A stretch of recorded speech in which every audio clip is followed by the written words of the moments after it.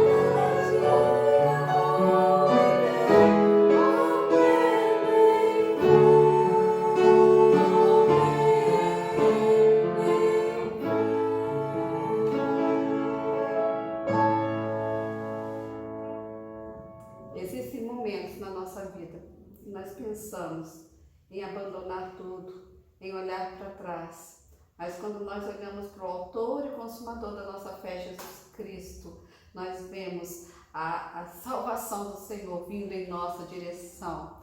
Nós clamamos o nome de Jesus e Ele nos ajuda a carregar a cruz. Não desanime, confia no Senhor.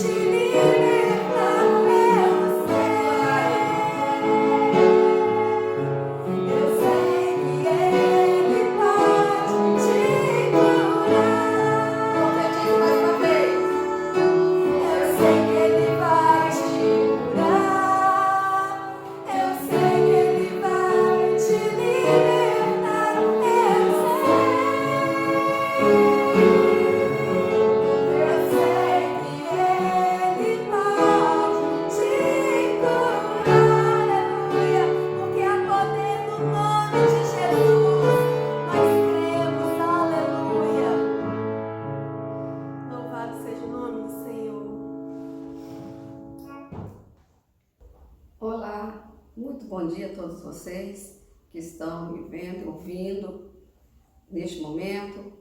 Estamos aqui mais uma vez para aprendermos um pouquinho mais da palavra do Senhor. Dando continuidade ao nosso estudo do livro de Gálatas, hoje nós vamos compartilhar com vocês os capítulos 5 e 6, fazendo o fechamento do livro, mas daremos continuidade a este tema dos assuntos e dos pontos inseridos dentro desses capítulos 5 e 6, nos próximos domingos.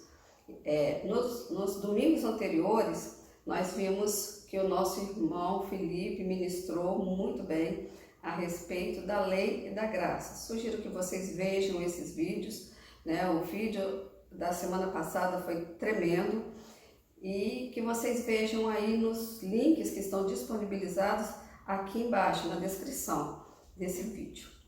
Bom, nós vamos então dar continuidade aqui ao estudo no capítulo 5, versículos 1 e 2 e 3. Para a liberdade foi que Cristo nos libertou. Permanecei, pois, firmes e não vos submetais de novo ao jugo da escravidão. Eu, Paulo, vos digo que se vocês se deixarem circuncidar, Cristo de nada vos aproveitará. E de novo testifico a todo homem que se deixa circuncidar, que está obrigado a guardar toda a lei. Esse versículo foi um versículo chave para a minha convicção de salvação. Juntamente com um versículo que está descrito lá no livro de Tiago, capítulo 2, versículo 10. Pois que qualquer que guarda toda a lei, mas tropeça em um só ponto, se torna culpado de todos os outros. Ou seja, nós vamos falar a respeito desta lei de ordenanças, porque a lei do Antigo Testamento, a lei de Moisés, não se resume somente aos 10 mandamentos, que é a lei moral de Deus. Existe uma série de ordenanças e alguns estudiosos já contaram mais de 5.000 ordenanças em todo o livro de Levítico, destinadas ao povo de Israel, específicas para o povo de Israel. E esses 2 versículos mudaram a minha trajetória cristã, mudaram a minha vida. Eu era uma pessoa que estava muito instável com relação à minha salvação, porque eu ouvia de pessoas de outras denominações, coitada da Adélia, muito boazinha, muito crente, mas, e esse mais me deixava angustiada e agoniada. E o ponto e o que me pegava ali era o uso da calça comprida. Eu fazendo parte da igreja metodista, uma igreja onde essa vestimenta é permitida para as mulheres. E eu não me sentia salva por conta disso. E eles me citavam muito um versículo que está lá em Deuteronômio, capítulo 22, versículo 5.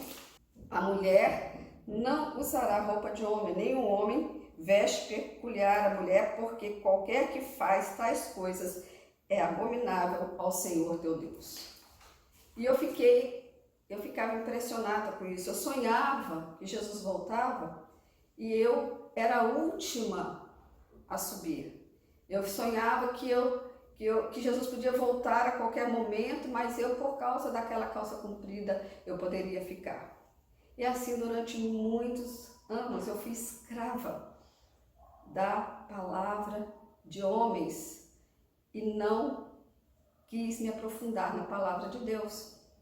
Até que um dia eu falei para o Senhor, Senhor, ou o Senhor fala comigo na tua palavra, ou eu vou deixar tudo de lado. E naquele momento, na minha juventude, eu comecei a ler de verdade o Novo Testamento.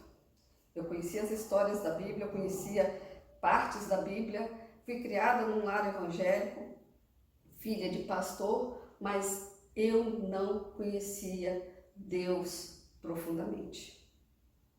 Eu conhecia Deus como Jó conhecia, de ouvir falar.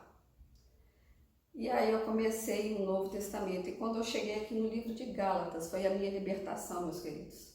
Eu me libertei da palavra, da escravidão da lei, da palavra de homens que eram legalistas. Porque se eu estava vestindo uma calça comprida e isso era abominação ao Senhor, eles me viam depois com um versículo lá do Apocalipse, diziam que os abomináveis não herdarão o reino dos céus. E eu, nesse momento, eu fiquei com muita dúvida com relação à minha salvação. E quando eu li Gálatas falando que se eu me circuncidar, né, eu estou colocando aqui uma forma pejorativa de falar da lei, né, circuncisão era um ato da lei, como outros atos da lei, né, se eu me deixasse circuncidar, eu seria obrigado a guardar toda a lei. Se eu guardasse uma ordenança daquela que está descrita no livro de Levítico e em parte do livro de Deuteronômio, eu seria obrigada a guardar toda a lei. Quando eu cheguei no livro de Tiago, diz que é aquele que guarda toda a lei, mas tropeça num ponto, se torna culpado de todos os outros. Então eu falei assim, se eu estou tropeçando nesse ponto, então eu estou me tornando culpado, inclusive de todos os pontos dos 10 mandamentos. E aquilo começou a me trazer angústias, né? Até que quando eu li isso daqui, eu fui lá em Deuteronômio, então, capítulos 22, onde estava esse versículo específico, 21, 23, antes e depois uma série de ordenanças. Tem ordenanças que você fizer uma coberta para se cobrir, você tem que colocar 4 borlas nas pontas. Quem é que faz isso hoje? Ah, se você encontrar um ninho de passarinho com a mãe e os filhotes, né, você deixa a mãe embora e pega os filhotes e leva para casa para que você seja bem-sucedido, para que você seja abençoado, para que te vá bem todos os seus dias. E assim vai uma série de ordenanças, né, que os judeus não seguiam isso, mas eles queriam impor algumas leis, ordenanças às pessoas, trazendo peso às pessoas. Então, quando eu comecei a ler o livro de Gálatas, o livro de Hebreus, o livro de Tiago, exatamente nesse ponto da lei, eu falei assim, Senhor, eu sou salva pela graça, não é pela lei. Eu jamais conseguiria seguir aqueles padrões todos da lei. E se eu tropeçar num pontozinho só, eu me torno culpado de todos. E isso me libertou. Mas o fato de Cristo ter me libertado da lei não significa que eu agora sou livre e posso fazer o que eu quiser. Eu entendi o capítulo 22, versículo 5 de Deuteronômio, entendi que ali qual era a motivação de se usar uma calça comprida naquele contexto. Então, precisamos saber qual é a motivação. Que uma mulher pega uma roupa essencialmente masculina e veste, e um homem pega uma roupa essencialmente feminina e veste. Lá no Oriente Médio, roupa feminina e masculina naquela época eram quase que iguais, não tinha diferença. Então é a motivação do coração com que se vestia uma roupa ou outra roupa. Não era a roupa que iria me fazer diante de Deus mais santa ou menos santa, mais salva ou menos salva, mas o meu coração, a inclinação do meu coração. E eu comecei a entender muitas coisas, que o nosso Deus não é um Deus legalista, mas a lei moral dele, isso tem que nos conduzir no nosso dia a dia. E essa lei moral não está escrita em nenhum livro. Essa lei moral está escrita no coração daquele que aceitou Jesus Cristo como Senhor das suas vidas. Então eu agora não sou dirigido por medo das consequências da lei, eu agora sou conduzida a obedecer os princípios morais do Senhor por causa do meu amor a Deus. Então, quando a gente entra por esse ponto de liberdade versus libertinagem, que vai ser ministrado pela nossa irmã Carla, né, nos próximos domingos aí, a gente, quando pensa nisso, a gente pensa o seguinte: eu agora sou livre. A graça me libertou da escravidão da lei, eu posso fazer agora o que eu quiser. Não é bem assim. Não é bem assim. A nossa liberdade não pode nos conduzir à libertinagem. A nossa liberdade, ela termina quando começa a liberdade do outro irmão. Os limites da nossa liberdade serão conduzidos pelo nosso compromisso com o Senhor, pelo nosso amor a Deus e pelo nosso amor ao nosso próximo. Então, temos liberdade, mas essa liberdade não pode nos fazer pessoas indiferentes ao nosso próximo. Então, muitas pessoas hoje cumprem a lei por medo de consequências. Né? Uma jovem não se prostitui com medo de uma gravidez ou com medo de uma doença. Né? O filho obedece ao pai por medo de castigo. Um irmão não só deve imposto porque tem medo da malha fina, medo da Receita Federal. Outro obedece o limite de velocidade para não ter que pagar a multa. Somos muitas vezes, mesmo como cristãos, conduzidos a um erro de uma obediência a uma lei por medo de suas consequências. E não deveria ser assim. Nós deveríamos obedecer à lei por causa do nosso amor a Deus, por causa do nosso amor ao nosso próximo. Isso deveria ser a motivação. Nada me impede de eu não ajudar o meu irmão, mas por causa do amor ao meu irmão, eu vou estar ali, sendo suporte na vida dele. Nada me leva a servir de apoio para alguém, mas a lei de Cristo escrita no meu coração me leva a praticar esse amor ao meu próximo. Então, temos que ser movidos pela lei do amor a Deus e pela lei do amor ao meu próximo. Aliás, esses são os dois únicos mandamentos que o Senhor deixou para nós. Amar a Deus sobre todas as coisas e ao próximo como a si mesmo. A graça nos faz cumprir automaticamente a lei moral de Cristo pelo amor, porque amamos a Deus. Nós não vamos prostituir, nós não vamos adulterar, nós não vamos cometer idolatria, nós não vamos vingar, né? Nós não vamos cobiçar, nós não vamos matar, difamar, caluniar, nós não vamos mentir. Nós não vamos agir com usura e ganância, nós não vamos roubar, vestimos e falamos com decência, porque nós amamos a Cristo.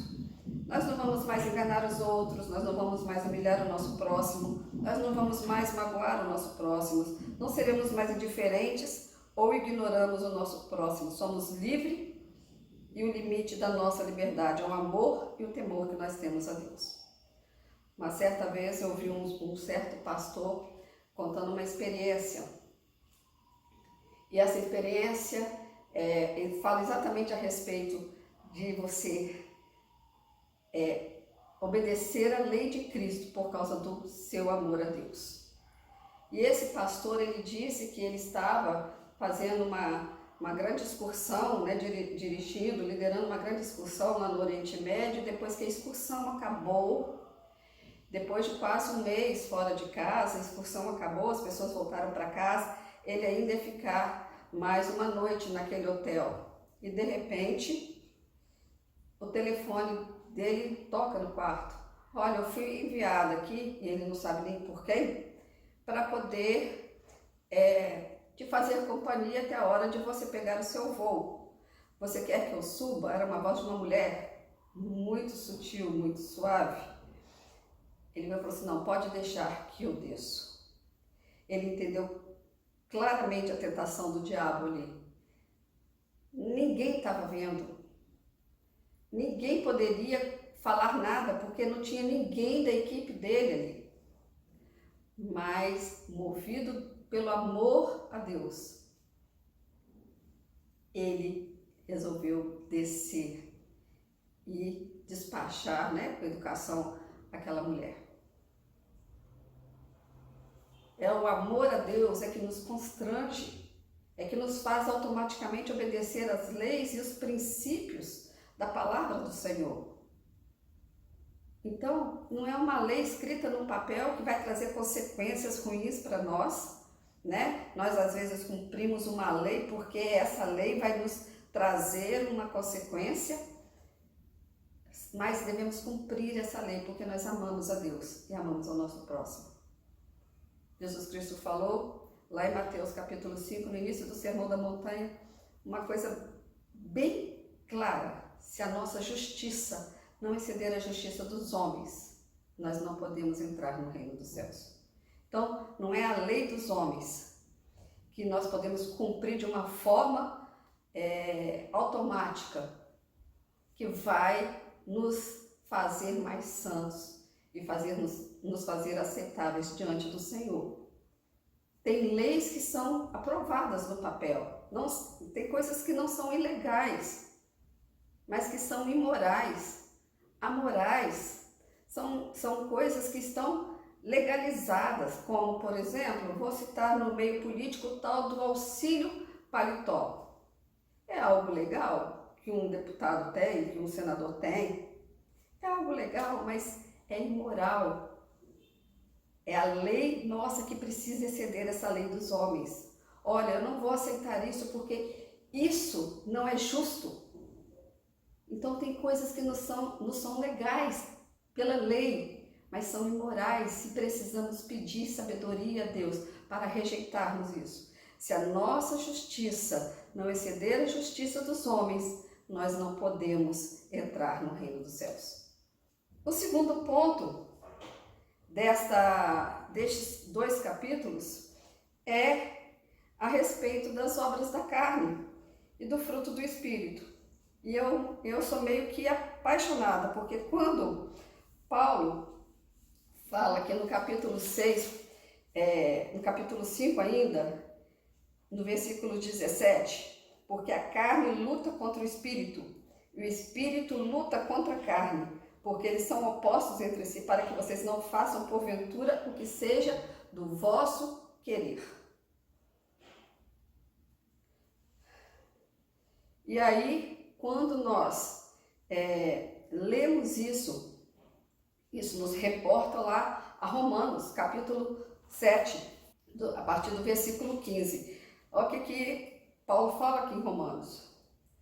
Porque nem mesmo eu compreendo o meu próprio modo de agir. Eu não faço o que eu prefiro, e sim aquilo que eu detesto. Ora, se eu faço aquilo que eu não quero, eu consinto com a lei, que é boa. A lei, ela é boa. Ela nos mostra o quanto nós temos a tendência ao erro e ao pecado. Não é ela que nos faz pecar, ela só revela para nós que nós somos pecadores. Porque eu sei, versículo 18, porque eu sei que em mim, isto é, na minha carne, não habita bem nenhum, pois o querer o bem está em mim, mas não porém o efetuar. Porque eu não faço o bem que eu quero, mas o mal que eu não quero, esse eu acabo fazendo.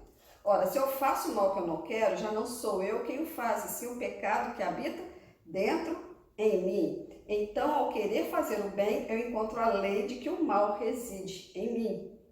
Porque no tocante ao homem interior, eu tenho prazer na lei de Deus, mas vejo nos meus membros uma outra lei que, guerreando contra a lei da minha mente, me faz prisioneiro da lei do pecado, que está nos meus membros.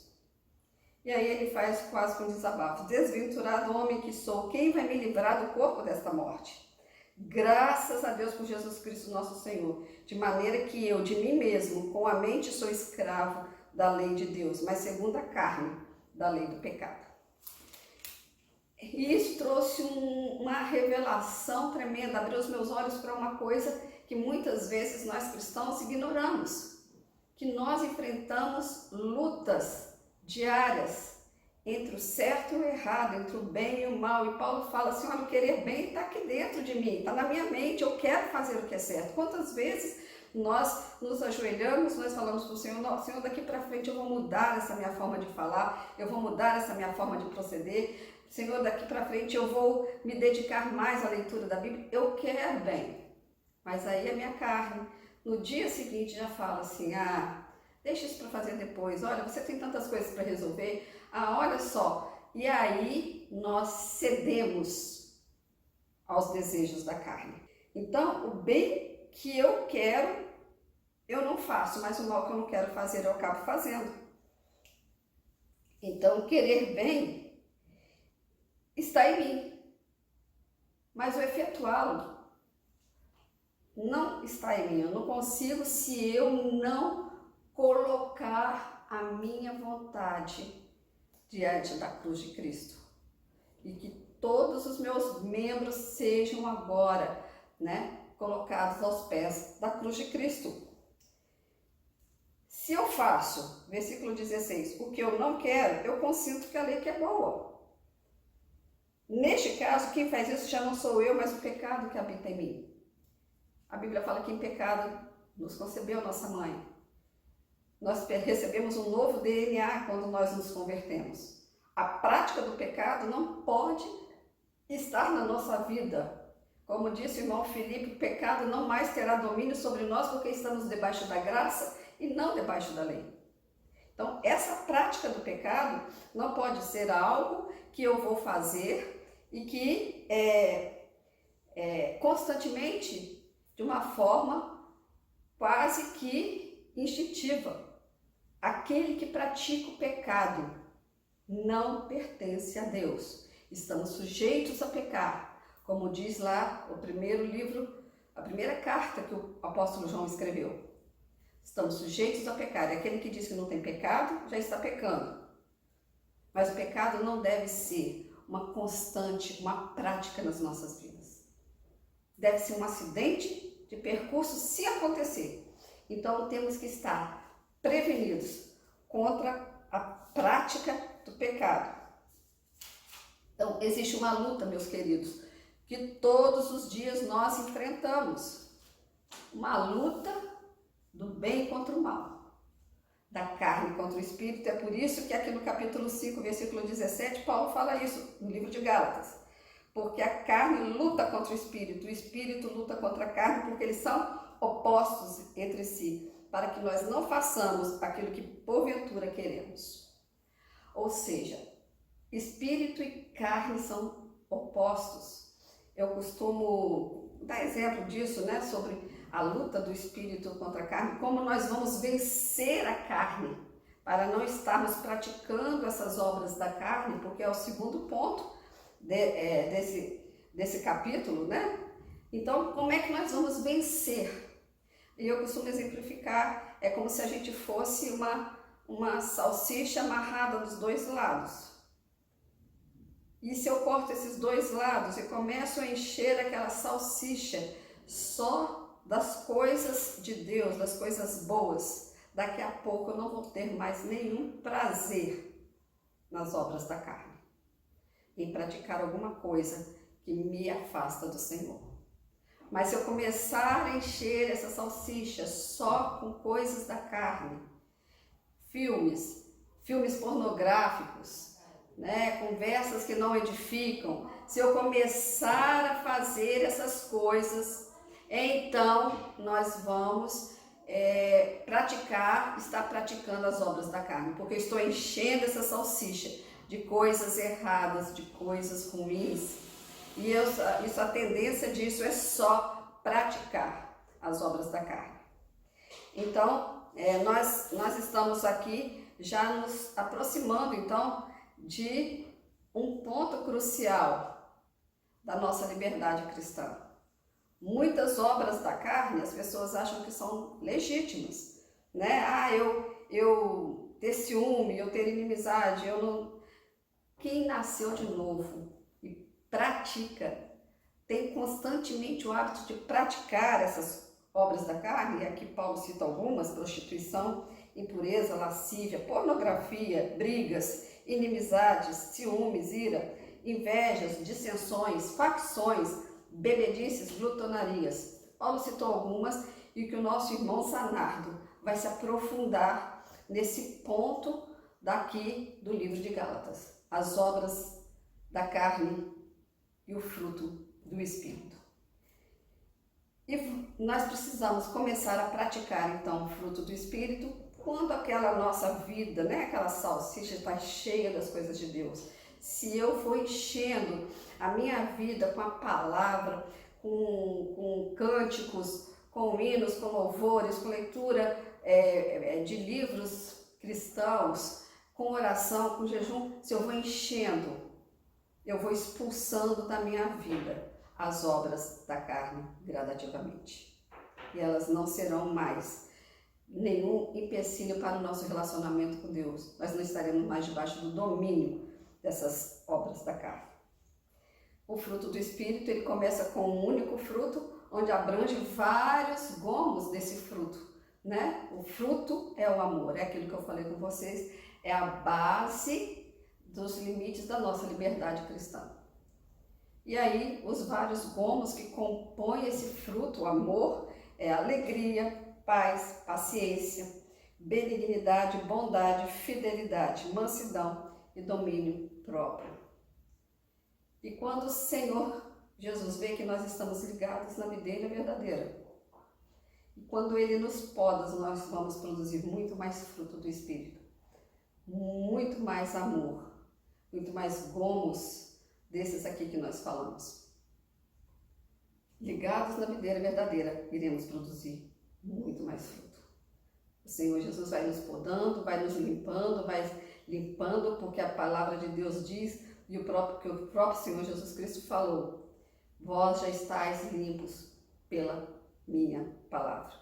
Então é pela palavra que nós vamos ser limpos e purificados. E partindo para o encerramento, então, desse maravilhoso livro, pequeno, de 6 capítulos, mas um livro tremendo, mudou muito a história da minha vida. E pode mudar a sua também. É o princípio da semeadura, o terceiro ponto, que vai ser ministrado pelo nosso irmão Tiago. A lei da semeadura: se nós dermos vazão à nossa carne, nós vamos colher morte, mas se nós investirmos na nossa vida espiritual, nós vamos colher a vida eterna. E com isso nós encerramos então essa série de estudos sobre o livro de Gálatas. Eu te aconselho a rever os primeiros estudos, o estudo que o Felipe deu a respeito da lei da graça em 2 vídeos, né? Ele deu esse estudo em 2 vídeos, e os próximos vídeos que serão ministrados pela nossa irmã Carla, pelo nosso irmão Zanardo e pelo nosso irmão Tiago. Que vocês tenham vontade de crescer e produzir muito fruto para Deus. Investir na sua vida espiritual para que vocês possam colher a vida eterna. Investir no nosso caminhar com Deus para que possamos ser abençoados com o arrebatamento da igreja e sermos levados para a glória com o Senhor Jesus. Não vamos dar vazão à nossa carne. Ela vai nos puxar para o buraco. Ela vai nos afastar do Senhor. Vamos investir no nosso interior, no nosso espírito, na nossa alma, para que possamos alcançar a vida eterna. Que o Senhor Deus possa estar nos abençoando e nos dando uma revelação mais profunda a respeito dessas coisas, que você possa ter sido tremendamente abençoado com esse estudo do livro de Gálatas. Vamos orar. Paizinho querido, nós te damos graças por todas as bênçãos recebidas das tuas mãos. Somos, ó Deus, gratos ao Senhor, porque, ó Deus, nada pode nos separar do teu amor. Que nós possamos ser movidos pelo amor ao Senhor e pelo temor a Deus. Que o Senhor nos ajude, ó Deus, a vivermos uma vida de santidade, de pureza. Pai, não é porque não estamos mais debaixo da lei que nós vamos, ó Deus, sermos libertinos e liberais no nosso proceder. Vamos ter um proceder, ó Deus, indigno do nosso Senhor, do nosso Salvador. Nós somos servos do Senhor, né? Como diz Paulo lá no livro de Romanos, nós somos escravos da lei de Deus.